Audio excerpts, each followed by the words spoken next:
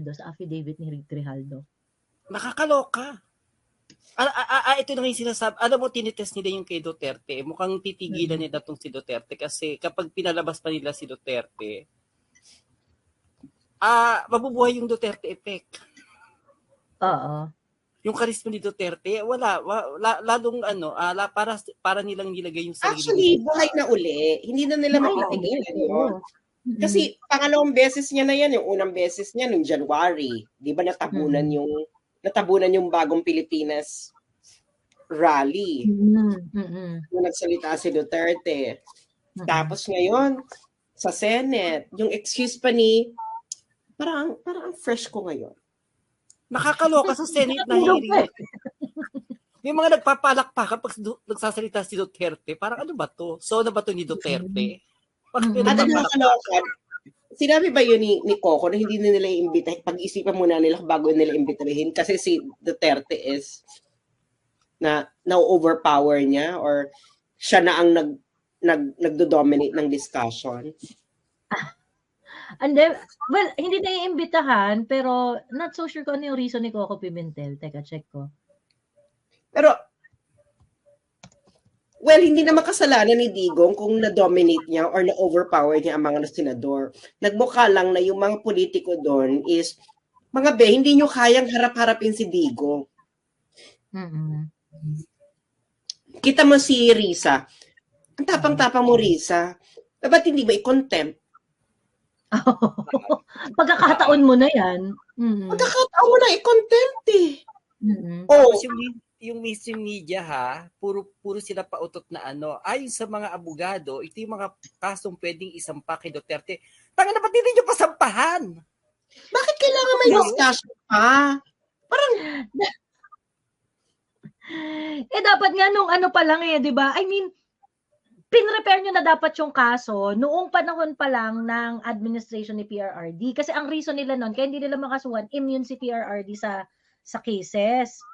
Pagkatapos, pagkatapos ngayon, I mean, tapos na. July 1, 2022, pwede nyo na ikaso lahat ng pinopondo nyong kaso, hindi nyo pa fina-file. Tapos ngayon, nag-iisip mga pwedeng ikaso, ganyan. Putang ina, tagal, anong petsa na? Hindi nila kakasuhan si PRRD hanggang di na-impeach si Sara. Yun ang progression yan. I-impeach mo muna si Sara, ma-convict. The problem is, at this point in time, syempre gagamit tayo ng astrology. At this point in time, do not give the Dutertes any opportunity to have a mic. Lalo na yung talagang walang choice ang taong bayan kundi panoorin. Correct. Alam mo yon, kaya itong ginawa nila kay Duterte, sabi ko, my God, this is wrong on so many levels. Kung ako yung nila, na parang, gawin nyo na lang, do it silently, kasuhan nyo, sampahan nyo ng supina, don't make a fuss out of it. Just let the old man answer cases, and then that's it. Pero kasi ang gusto nila is magic bonanza. Bakla, pagbibigyan mo ng magic bonanza opportunity ang mga Duterte, talo kayo dyan. Dahil silang magikero. Silang original na magikero. Oo, parang feeling nyo ba talaga magagamit yung Duterte para sumikat kayo? Para mahalin kayo ng taong bayan kapag ginamit yung Duterte? Hindi. Sanay na ang taong bayan sa kakengko yan, kabuguyan ni Digong, kamalditahan ni Sara. Girl, at this point in time, ano ba gusto niyong gawin? Parang ang fresh ko ngayon. Oo nga. Mukhang nakatulog ka ng maayos. Ayan. Fresh ko. At may kasunod pa yan, bukod kay Daddy Duterte sa kay Sara. May isa pang pasaway si Pulong. Pag bumanat din yung isang yun, gusto ko si Pulong. Ako gusto ko actually na kasuhan nila si Duterte. Ay, hindi pala si Pulong. Si Pastik pala. Dahil isusulat ko sa private chat. Huwag mo sasabihin na. Sige, go. Actually, yun nga rin yung sabi ko, parang yung yung mga nang toton na ano, makakasuhan na, makukulong na, alam mo, sa totoo lang, just do it. You just have to do it. Di ko kayo pipigilan. Kung yun yung trip ninyo, gusto nyo ano, okay. Oo. So that's why they go. Kaya go. Ayun. So, nakakaloka ito mga kasong sa kanyang admission na parang alam niyo namang admission is not enough. Oo. Meron akong chika pala. May mga yung Iglesia ni Cristo, di ba meron niyang network, yung Net25? Oo. Before, soft yan kay Bongbong eh. Hindi nila binabanat-banatan si Bongbong. Pagkatapos, parang may mga subtle na banat na sila kay Bongbong, sa administration ni BBM, ganyan. May mga subtle na banat na sila. Yung mga political, nila, yung mga editorial show. Girl, si Marcoleta nagpa-interview na kay Maharlika. Parang... Hindi, oo nga, wait lang. Hindi pa tapos yung kwento.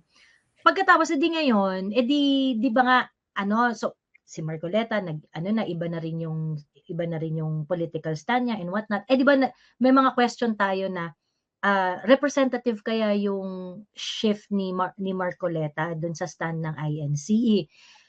Of course, syempre, yung INC, hindi naman sila mag-i-issue ng official statement about it or whatnot. Nung birthday ni Brother Eranio Manalo, kasi nga dahil mukhang papunta na sa finals tong INC di ba? Papunta na sa finals yung INC. Nagpunta si BBM. Buong pamilya, si BBM, si Lisa at saka yung mga anak yata, sa birthday ni Eranio Manalo. Pero hindi naman daw sila imbitado. Hindi sila imbitado. Pero pumunta. Ayun.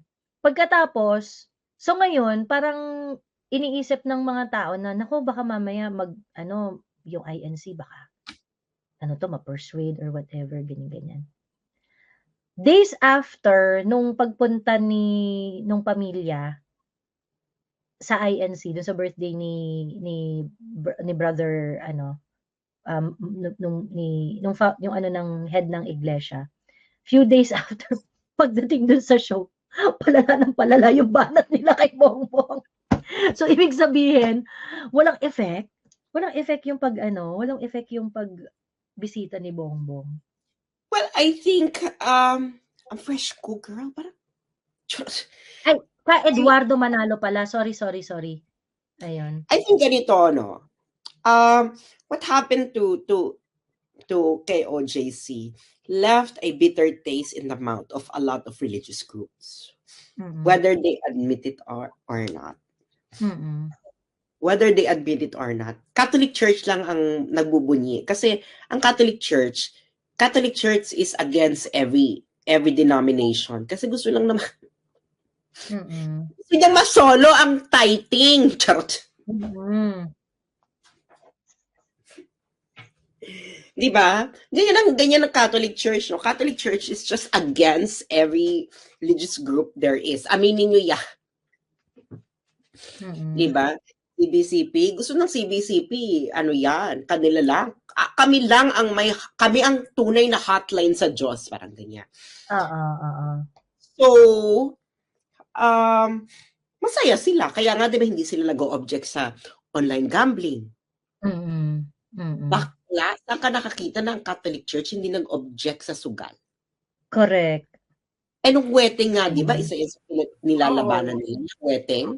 Naalala mo, Mami Laika, di ba, pag tayong tatlo dito, naranasan natin ang ingay-ingay ni Cardinal Sin laban sa wedding. Sa wedding. Alam mo, nakakapagtaka din yung church ngayong panahon ni BBM. Parang, nung kamakailan lang, di ba, nakakadiri kayo, ginagawa nyo pang yung simbahan. Bakit ngayon tahimik nyo? Hindi ko magets. True.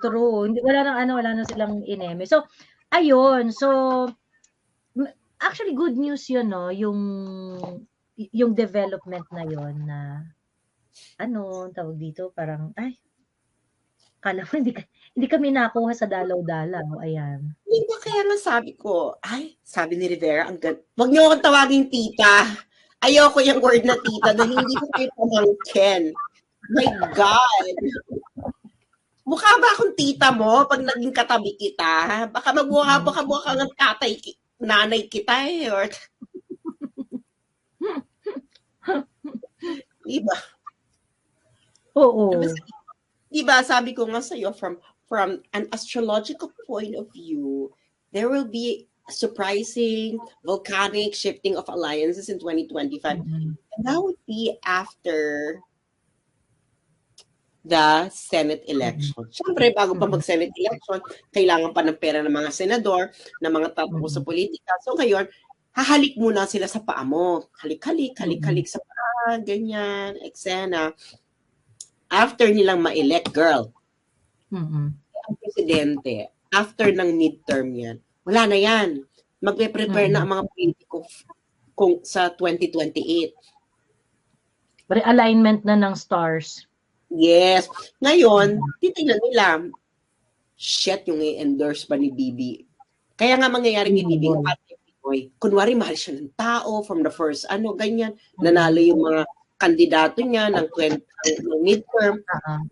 Pero yung in-endorse niya ng 2028, hindi nanalo. So, a BBM endorsement will be a kiss of death. Sasabi ko dapat yan, Sas. Anything na about BBM, pag tumakbo ka, kiss of death yan. Alam mo kung bakit? Diyan na rin magsisimula ang yellow pink bardagulin ang mga Marcoses. Correct. So, girl, sa tingin mo, for the next 3 years, tatagal sila na hindi nila babardagulin ang mga Marcoses.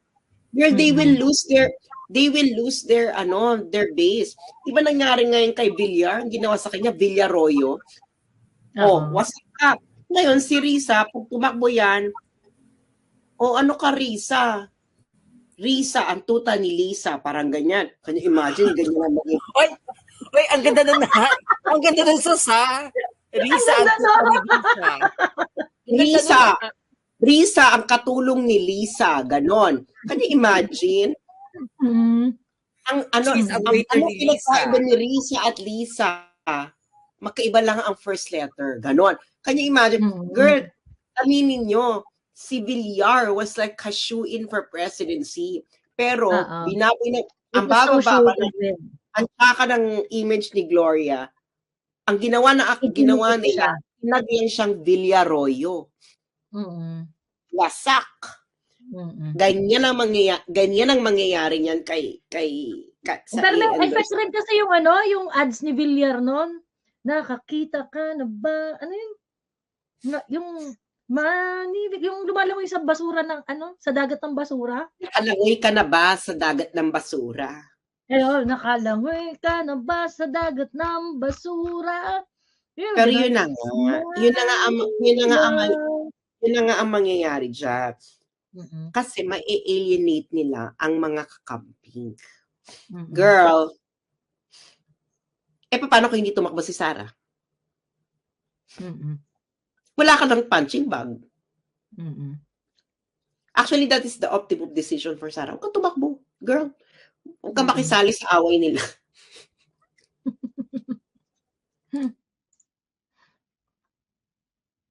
Tahimik kasi Inday Nagsalita ba siya tungkol sa appearance ng tatay niya sa Quadcom?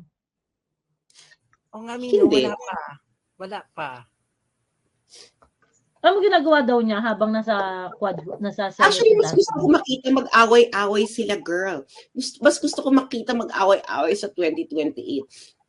Romualdez, Risa, tapos kung sinong anointed one ni BBM. Kasi nakakaloka, anoint mo, pinsan mo. Parang, girl, yun ang magiging... The fallout is inevitable, no? The fallout is inevitable. Itong si Martin, si Lisa, actually, tinouch namin yun ng very, very light ni Attorney Glenn kanina. Si Lisa, si Martin, at saka iba pa nilang mga kakampi, yung fallout talaga is going to be inevitable. Kasi kung kunwari, lalo na ngayon, consolidated na ni Martin yung power niya. Kung sakali, by some stroke of luck, at nagtagumpay itong si Martin to get what he really wants, like nakapag-change ng constitution, he becomes a prime minister, ganyan-ganyan, he will not share power to Lisa. Diba? Si Tulfo, magiging ending niya pag nangyari kay Grace po. Kasi si Tulfo ay convicted ng cyber libel. And that is a crime of moral turpitude. Correct. Involving moral turpitude. Kaya kita ba, diba, inusulong ni Tulfo na i-decriminalize ang libel. Kasi pag dinicriminalize ang libel, mabibiyayaan siya nun. Hindi na siya magiging emirate of moral turpitude. Pero hindi ba makapasa-pasa, di ba, na i-decriminalize ang libel? Hindi nyo nakikita? Bakit hindi siya makapasa-pasa? Given na ang lakas-lakas ng mga Tulfo, hindi siya makapasa, di ba? Yung decriminalization of libel. Kasi nga, kalaban ka yan eh. And naglalaro si Romualdez, bakit niya bibigyan ng pagkakataon si Tulfo na ma-escape yung kanyang moral turpitude emirate. Si Erwin Tulfo, hindi pwedeng tumakbong presidente. Kasi nga, meron siya citizenship issue. The reason kung bakit hindi siya na-appoint. Oo. Actually, ano pala yun grabe yung ano dyan Hindi Pilipino, tangina. Pero tatakbong, nag-file na ba siya? Senador. Pero tatakbo senador. Ako mo senador. Pero may citizenship issue. Sabi, ituloy mo, Joey, anong ginagawa ni Sarah while nasa Senate hearing si PRRD? Nagtatanim ng puno. Tatanim siya ng puno. Di ba magkakaroon yun ng realignment? Kita mo, feeling ko walang planong tumakbo si Sarah sa 2020. Wala nga siyang senatorial slate eh. If you have a plan for 2028, kailangan may senatorial slate ka ng 2025. Wala nga siya eh. Hindi siya tingin mo hindi siya magtataas ng kamay? Hindi yan. Sarah, no. Wala. Ayun. Siguro si Marcoleta. Tinaas na. Siguro si Marcoleta. Pero I think, hindi tatakbo si Sarah ng 2020. Yan ang aking malaking. Ako, tingin ko baka tumakbo. Ako tingin ko hindi pa talaga masasabi. No? Ako yun ang aking fearless forecast. Hindi tatakbo si Sarah ng 2020. Hahayaan niya magbardagulan niyang lahat ng iyan.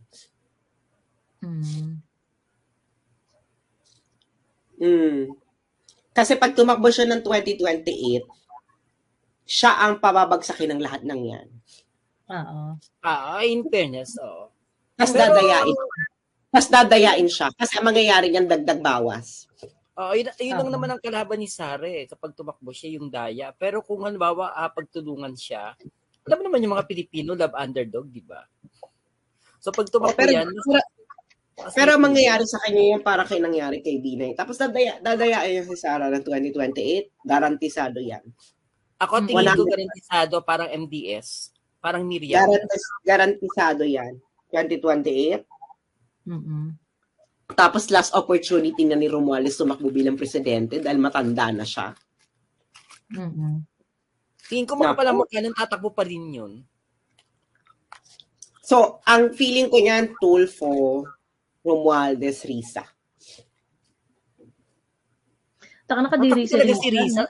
Tingin talaga ni Risa meron siyang meron siyang fighting chance. Sa kasi wala naman sila kaibahan ni Romualdez mas may tulog pa si Tulfo sa mga yan. Si Risa? Bakit parang ayaw ni Sus tumakbo si Risa? Bakit hindi nila kinakapitalin na Maleni, no? Bakit parang ayaw tumakbo ni si Sara sa 2028? Because it's not the right time for Sara to be president. Do you want my honest opinion? Sana may lumutang. It's not the right time for Sara to be president in 2028. Kayo nang bahala doon. 2028 is not the right year for Sara to be president. Sana may lumutang before mag 2028 na someone na kaalyado ng Duterte. I think Sara will, parang nakita niya na yung laro ng national. Kasi hindi niya alam yung laro ng national before. Ngayon nakita niya na yung laro ng national. Oo. And then, I think Sara will dedicate 9 years of her life forming her own kingdom.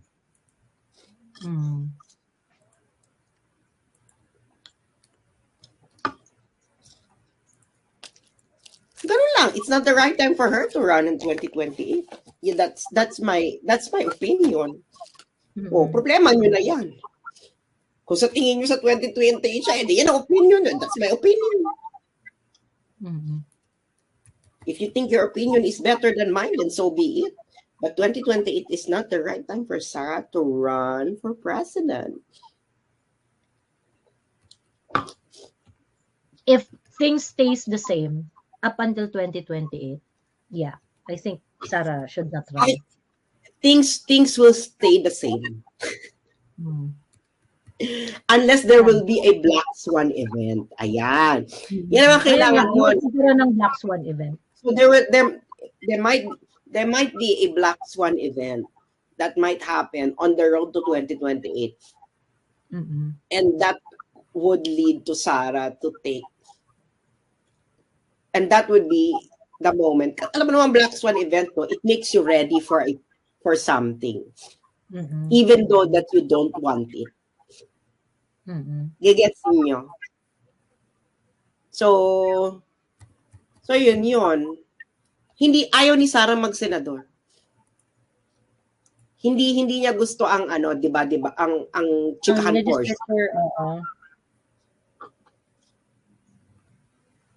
Tsaka parang hindi ko rin siya nakikita na papasukin yung legislature. So maraming pwedeng mangyari, no, in on the road to 2028.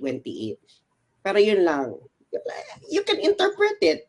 2028 is not the right moment for Sara to be president. If you are quick kung mataas ang IQ nyo, maiintindihan yung ibig sabihin nun. If you know lateral thinking, you will understand what it means. Ayun. Kailangan munang lipulin ang lahat ng masasama. Bago tayo makapagsimula ng payapa. Bago ka magsimula. Ano yan meron kang readiness na halimbawa si Sara. When did Sara become a mayor? Sara became a mayor nung na-establish na yung Davao. So Sara was just like administrating, improving on what went before. Yun. So, ganun din yung kay Sara. Yan ang hindi kaya ni Sara na lipulin ang mga masasama. And do not give her that that responsibility. Oo. Hindi kakayanin ni Sara yon.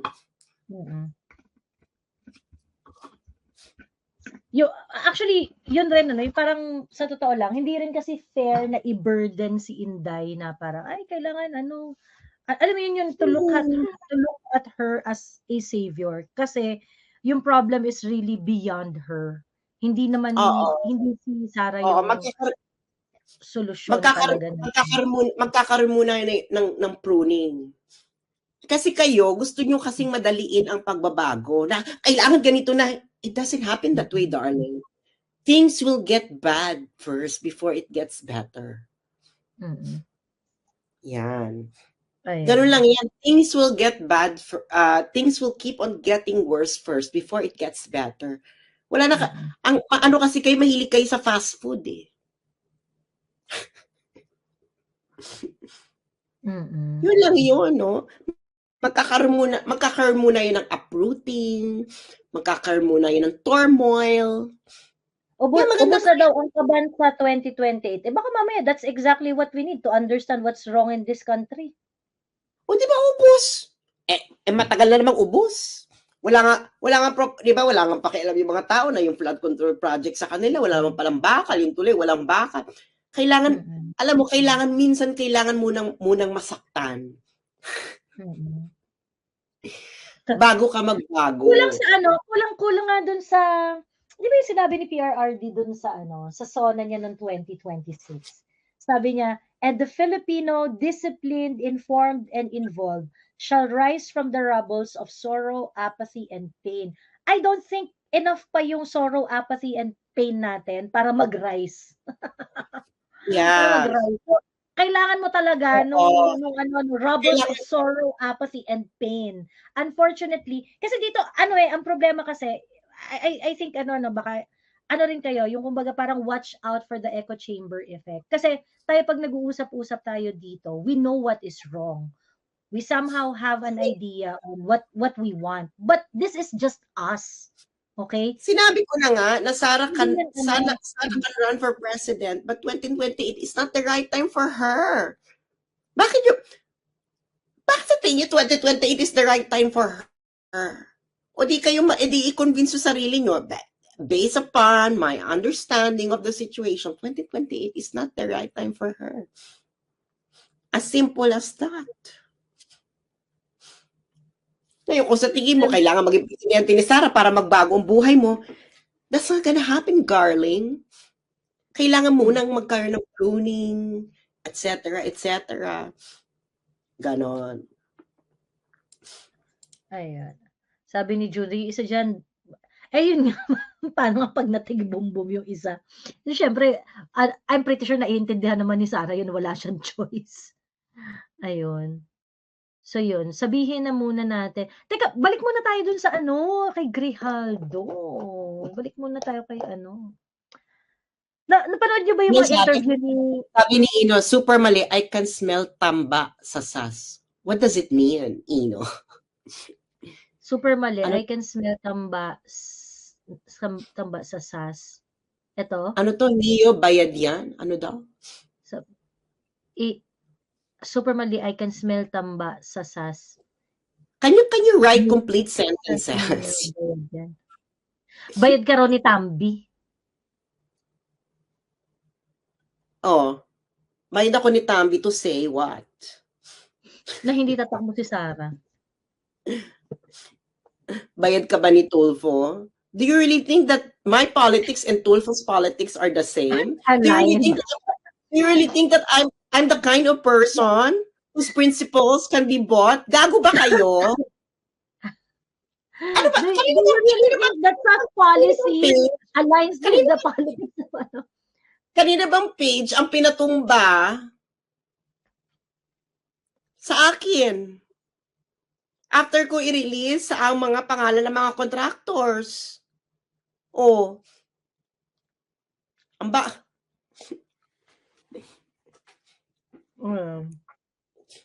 Diyos ko dahil. Matrigger kayo, pwede naman hindi mag-agree. So, pinayaran ako ng Tamba para sabihin ko, gusto ko makita ang awayan nila Tamba, ni Lisa at ni Risa. Gusto ko sila makita magpataya. Ano naman politika ni Tamba ang i-endorse ko sa tingin ninyo? Saka ni Tulfo.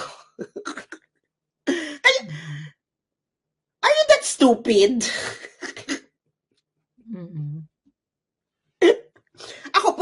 Ako po ang nag-release ng heavy luggage case ni Tambaluslos sa Delaware.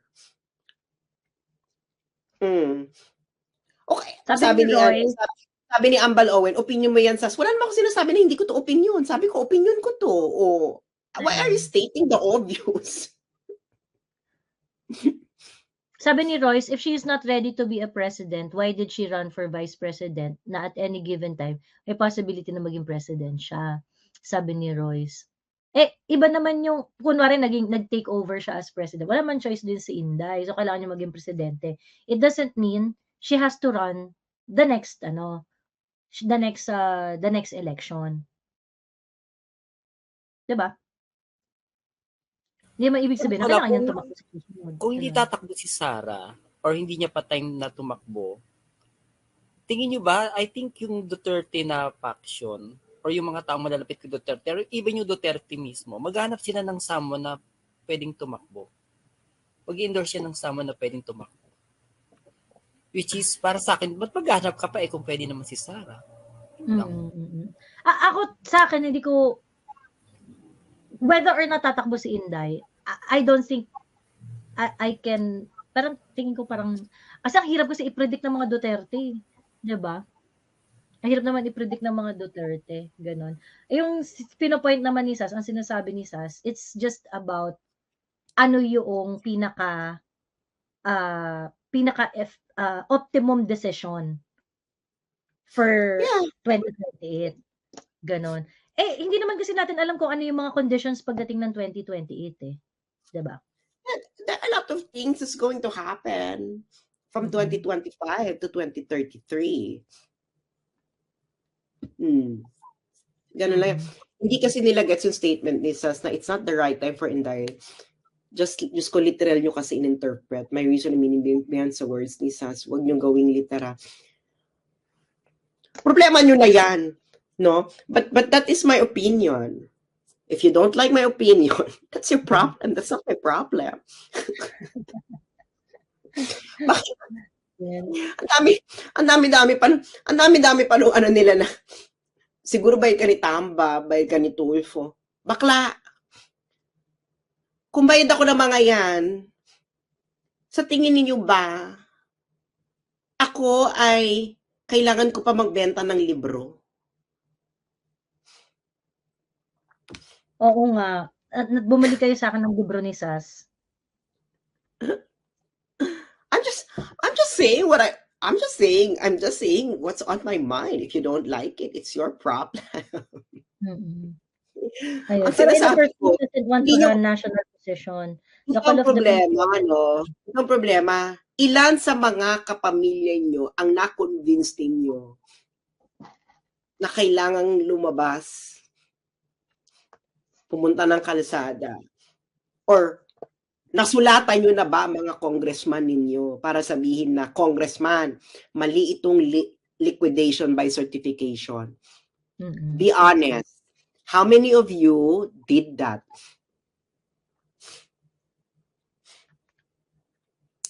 One, two, three, 4, 5, 6. How many?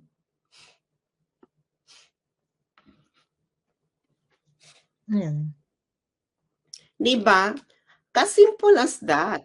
Ngayon, ilalagay nyo ngayon sa balikat ni Sara ang, as in, sumulat talaga kayo ha, pinadala nyo, letter to the office of your congressman, and then you followed it up. Sa ibang bansa, ayaw nila, pag meron silang sinusulatan nila yung kanilang mga representatives, no? Pinapaulanan nila ng snail mail, ha? Snail mail. Sas, baka pwedeng tulungan natin itong mga sabi ni Nandek, be honest din, Sas, kung hindi pa pwede si VP Sara, sino? Wala. Sas, baka pwedeng tulungan natin, mag-drop tayo ng template ng letter, and then parang ipifill nila yung details nila, then ipadala na sa kanilang mga Congress. Wala. Sabi, sino pwede na 2020? Yung sa website, pwede nilang kunin yun and Sabi ni Wamble, don't underestimate the capability of Sara. I'm not underestimating her capability. I'm just saying that it's not the right time for her. Ayun. Bakit ba kasi pinagmamadaliin niyo ang panahon? Ang panahon ay hindi ito pinagmamadali. Of course.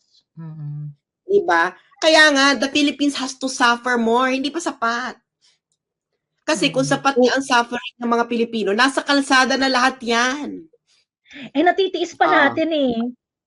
Natitiis pa natin eh. So, ibig sabihin, okay pa tayo. Okay pa. Diba? Ayun.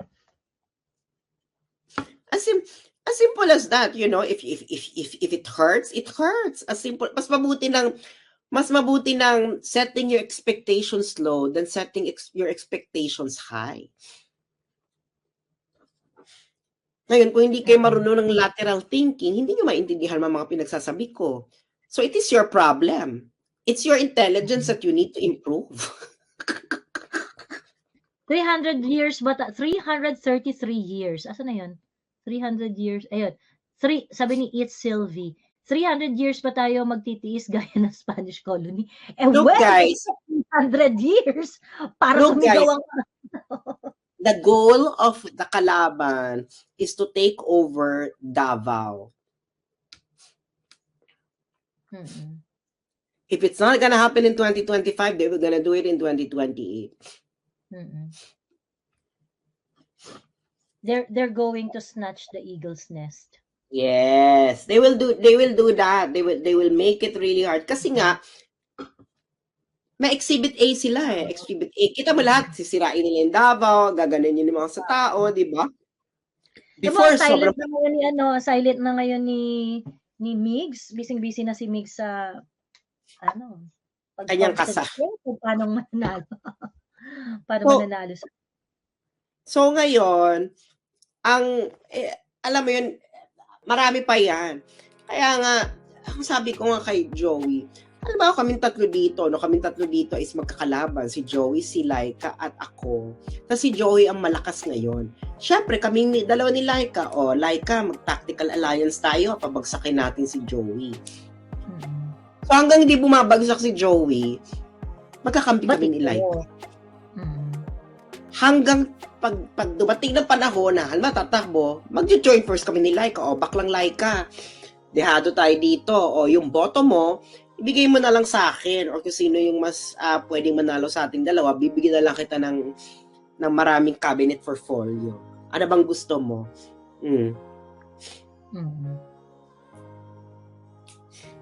Ayun. Until, kunwari, bumagsak na ako. Si Joey, sabi ni Joey, nagkakampihan kayo dahil nandito ako pero sandali. Magbabakasyon muna ako.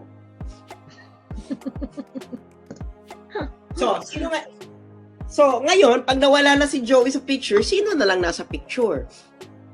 Kayong dalawa na lang. Di ba? Alam mo naman mag-friendship pa tayo. Pareho nating gusto ang apple of the century.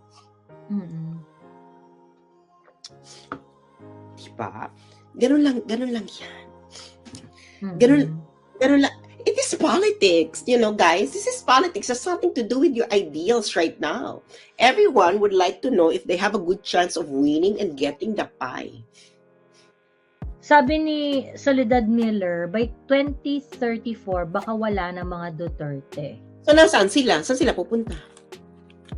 Mamamatay silang lahat? By then, Baste would be a very, very experienced politician na.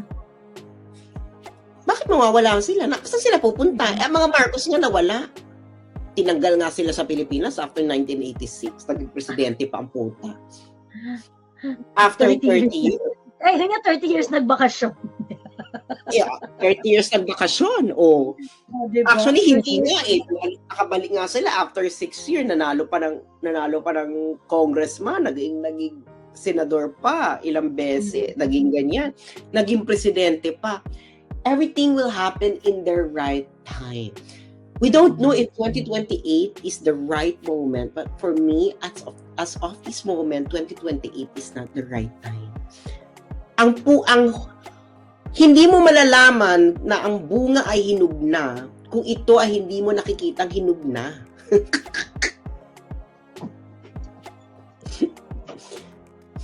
Ganun lang yan. Kaya enjoy the show up to 2028. Diba? Well, ako sa sitwasyon ko ngayon, okay lang sa akin wag tumakbo yung mga Duterte. Mas mag-e-enjoy ako kapag nakita ko kung paano magpatayan tong mga to. Yeah. Well, ako nga, you need a strong party. Wala namang strong party si Sara. Wala pong partido si Sara. In order for you to do well, when you become president, in order for you to become a good president, you need to have a lot of politicians supporting you.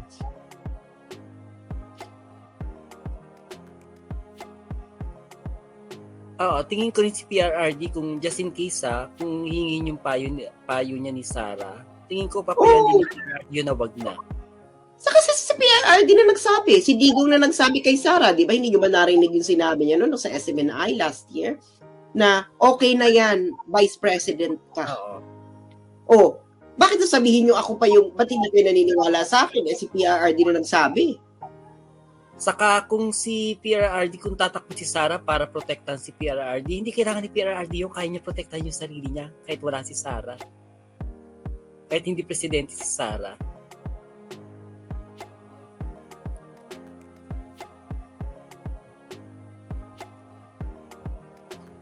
Bakit kayo sa akin nagagalit? Yung tatay na mismo nagsabi kay Sara. On live TV na okay na yung Vice President. Okay na yan. Sa akin kayo magagalit. Sinasabi ko lang ulit. Sinasabi ni PRRD.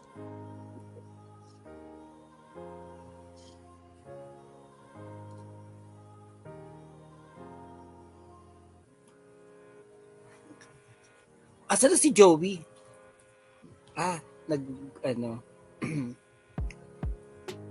So, sa wala na talaga yung page mo, yung For the Motherland. Kakaloka, no? Well, it's currently unpublished. It's not yet deleted. So, i-verify. Kasi yan, report of impersonation attack.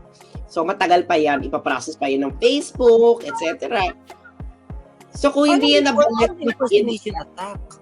Kung hindi yan nabalik at the maximum of 1 month, wala na yan. Paano report on impersonation attack? Sabi ni John Esper, if you will endorse Ms. Castrogando Sasot as if those moments, sino may endorse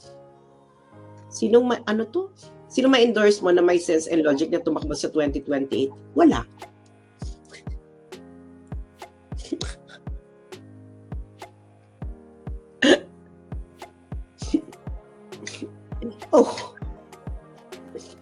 Wala. Hindi po tao ang problema. Ang problema po ay sistema. So kahit sinong ilagay mo dyan, a good leader will always be beaten down by a bad system. That is basic in systems analysis. Kasi kayong analysis nyo is messianic analysis. Alam niyo yung messianic analysis? Meron kayong savior complex. Sa tingin ninyo, pag may savior, kahit bad system yan, okay na. Hindi nga. Yung PRRD, he's a good president, but a bad system beat him down. Naintindihan nyo na. Mag-aral kayo. A bad system will always beat down a good person. A good system will elevate a bad person. Simple as that. Look at Filipinos. Nasa Pilipinas, bad system. Nakikita mong behavior ng mga Pilipino sa Pilipinas. Di ba? Dalhin mo yan sa isang bansang may magandang sistema. Ano nangyayari? Umuunlad ang buhay. Nagsisipak. Ayun. Kaya nga dapat elevate ang let us understand the real problem. Wala tayong tagapagligtas, guys. Tayo ang magliligtas sa mga sarili natin. Nagigets ninyo yon. Kaya nga 'di ba, hanggang ngayon wala pa rin, hindi pa rin nakikita ng mga Pilipino ang tunay na problema. Hindi tao ang problema. Sistema. Ngayon, kung nasa framework pa rin kayo, kailangan ito si tumakbo si ganito, tumakbo si ganyan, si ganyan. Ha?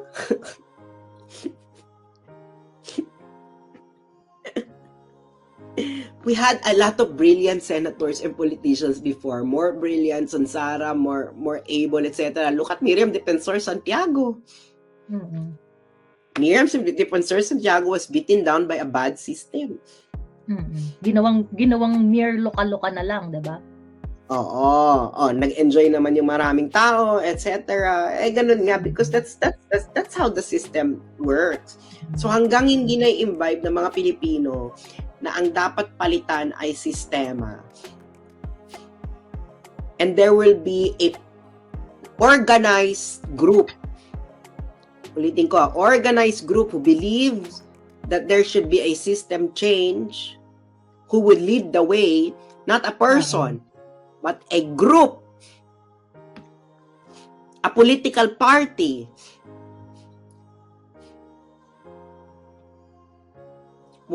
Things won't change.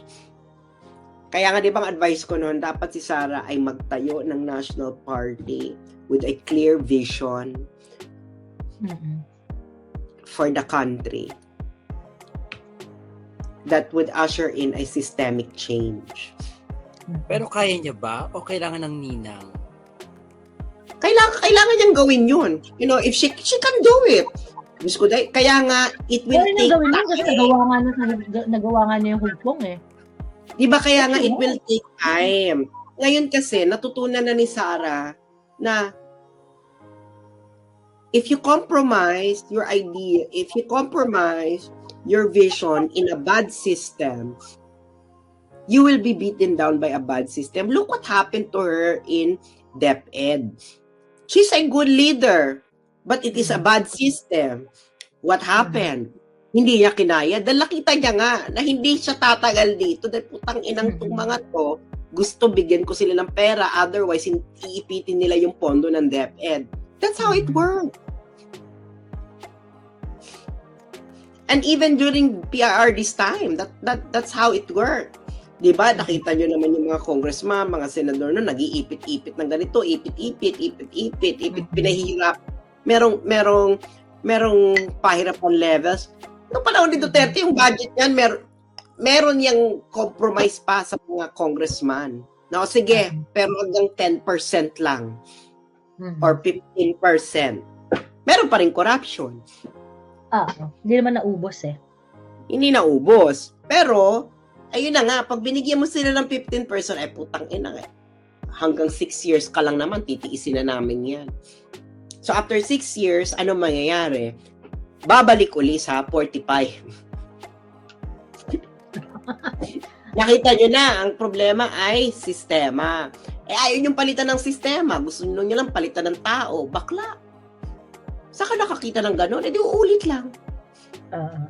Maghihintay lang yung mga yan. 6 years ka lang naman eh. Ayun. Sabi ni Brad Patz, but you can never change a system through election.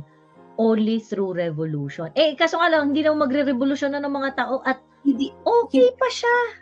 Hindi nga magre-revolution ng mga tao kasi nga, okay pa siya at naniniwala pa siya na, magpalit lang tayo ng tao. Gets yun na. Or magpalit ng constitution, ayaw naman natin kasi delikado. Diba? So wala ka, uulit-ulit ka lang. Magiging presidente si Sara ng 2028. Di pagbibigay lang siya, anong gusto bibigyan? Bibigay lang namin yung hilig mo. Okay, pak. Ganito. Gusto mong labanan, gusto mong mag-war on drugs. Diba? Lahat yan, mga congressman na yan, sinuportahan ng war on drugs na noon. Why? Because nagsisip-sip sila gusto nila, kailangan nila ng budget. Susuportahan namin yung war on drugs mo, pero kailangan meron kaming si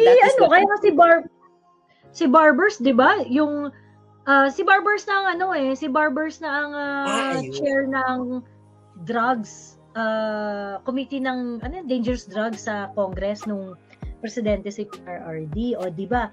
Todo suporta siya sa war on drugs ni PRRD, ganyan. Tapos dami niya, hindi, dapat extend pa yan si PRRD. May mga pag-ganon-ganon pa si Barbers noon.